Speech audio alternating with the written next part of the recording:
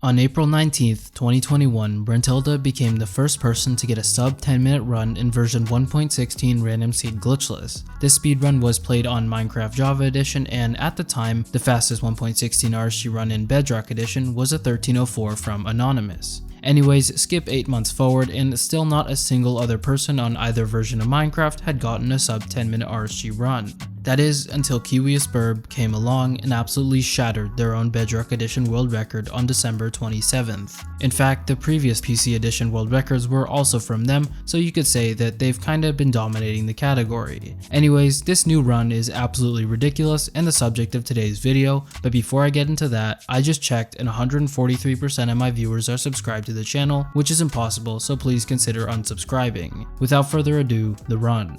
The spawn was right near an acacia village, and if you look at their coordinates, you might notice that they're very far from 0, 0. This is because you can only spawn in a few select biomes and the game just increases the X value when it finds one of them. Anyways, the thing about villages in Bedrock is that they're overpowered as hell, not necessarily for the loot they provide, rather it's what lies beneath them. Back to that in a second, because first, Kiwi, which is what I'll now refer to them as, had to get food and beds. Once they had some wood, they mined stone and got stone tools. Next, they had to kill the iron golem, and since there's no combat cooldown in Bedrock, this went pretty quickly.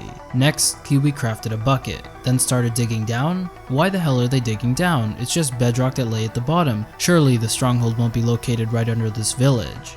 Oh, allow me to explain. Basically, in Bedrock, 3 strongholds spawn under random villages past 512 blocks from 0, 0. A stronghold is more likely to spawn under villages at certain coordinates, but for the purpose of this video, just know that there was around a 6% chance that this village Kiwi dug under had a stronghold. Stronghold entrances always spawn at the 4x4z chunk coordinates, but since there is no F3 screen in Bedrock, they had to use other references at their disposal, like village bells. Bells and strongholds are one and the same, in the sense that most village bells correlate to the position of the stronghold. By knowing where to dig down in proximity to the bell, Kiwi guaranteed that they would hit the stronghold entrance if one was there, which there was. So if you've just entered the stronghold in under 2 minutes, what is there to do now?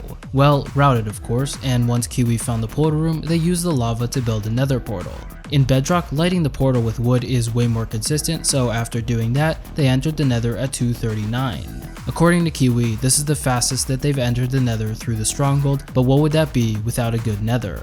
Immediately they saw a fortress, but what they weren't expecting to see was a treasure bastion nearly intersecting it. Let's pause for a second, because this right here is absolutely insane. First though, let me briefly explain nether quadrants. Quadrants are 4 large square areas around 0, 0, very similar to how a graph looks, and each of them contains either a fortress, a bastion, or nothing. In Bedrock Edition, fortresses and bastions are much less likely to spawn close to each other due to each quadrant being a 480 block area instead of 432 for Java. That doesn't sound like a big difference, but let me put it this way. A 480 block quadrant has 43,776 more blocks than a 432 block one. Combine this extremely rare occurrence with a super fast stronghold nether entry and you've got a godseed. Well, Kiwi does, and after entering the bastion with gold boots so piglins won't get prematurely aggroed, they set up the route and guided the piglins to a hole where the trades commenced. Unlike Java Edition, only ender pearls were mandatory to get from the trades, but fire resistance would certainly help with the fortress. One other thing to note is how Kiwi breaks these chests, even though that seemingly serves no purpose. As a matter of fact, this serves a pretty important purpose because there's a bug that makes it so when piglins are aggroed while trading, they give the item in order to attack the player and immediately pick up another piece of gold.